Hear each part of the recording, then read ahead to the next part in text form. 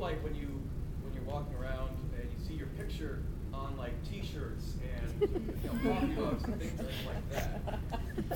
Stop it! You're making me nervous. Yeah, I mean, I don't know. I haven't gotten used to it yet. Maybe people do. It's still a very strange thing to see. It's still strange to be recognized, in the grocery store. It's still strange to see your face on a T-shirt. I don't know if I'll ever quite get used to it. I'm thrilled about it, and I feel really, I'm really grateful for it. But I'm not quite used to it yet. No. Right here. So what other shows are you watching right now? What shows am I watching? I'm like halfway through a whole bunch of shows.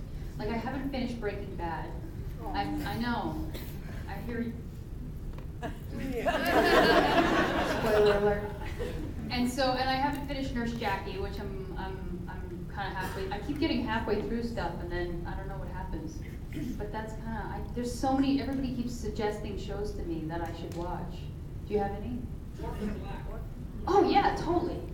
Yeah. I should watch that. They shoot it like down the street. Tatiana Maslany, like brilliant, right? Yeah. Right up here to the left. How much, since your success in Lost Girl, how much does that affect the roles you get offered versus some of the other things you've done? Oh yeah, I mean, like with anything, as you move through your career and you the ball starts to get rolling, you definitely have more opportunities, and I've had more opportunities for sure. And just different types of roles, and people realize that they can sort of take a chance on you in a way that they may not have been able to before. A lot of money goes into a TV series or a movie, so it's they have to feel comfortable hiring you. I'll tell you what, you got lucky getting us awesome sci-fi and fantasy fans behind you. I get it. I know it. We're all a little bit rabid and crazy and fun, right? Yeah. Becky. Did you go to like an acting school? Like how did you get started in acting? Yeah, I did a 4-year theater degree.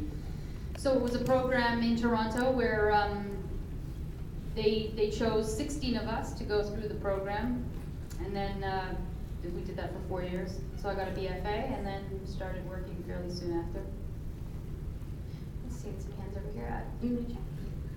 I had another one while I was thinking about it. I kind of just found out about Lost Girl, so I binge watched 1 through 3 like in like 2 days. So there was the story arc where the girlfriend, I just lost her name. Nadia. There's this whole like you were screaming at the wow, my brain is. Do you mean when I was begging Bo to kill her? Yeah, well, no, when you were, it's like, it seemed, and it may be because I just watched them one right after the other, but Yeah. it seemed like the storyline just went, and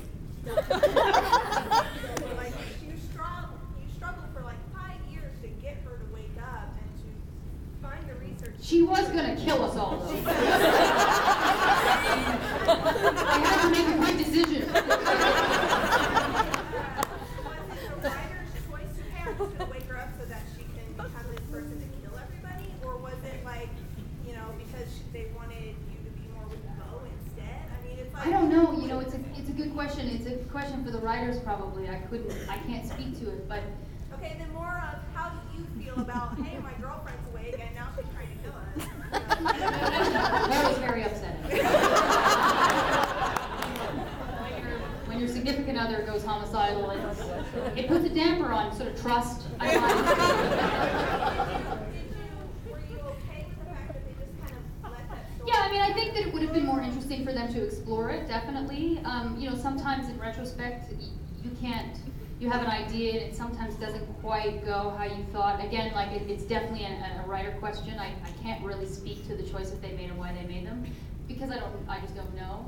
But certainly for me, I think that it would have been more interesting to explore that dynamic a little bit. I mean, Athena Karpanis, who played Nadia, is a tremendously talented actress.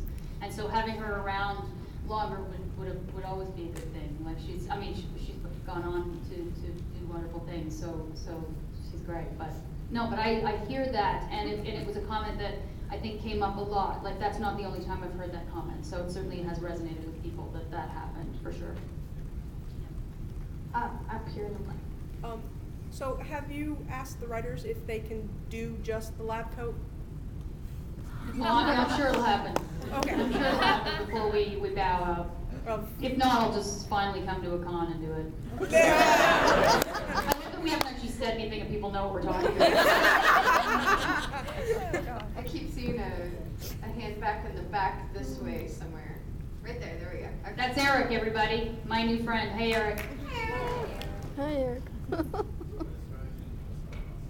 Inspires me. I think that what I love, what I'm so proud of about that show is that it never references the obviousness that would be to reference, right? It never references that it's a same-sex relationship. It never references that Rick is a small person. It doesn't reference people's difference.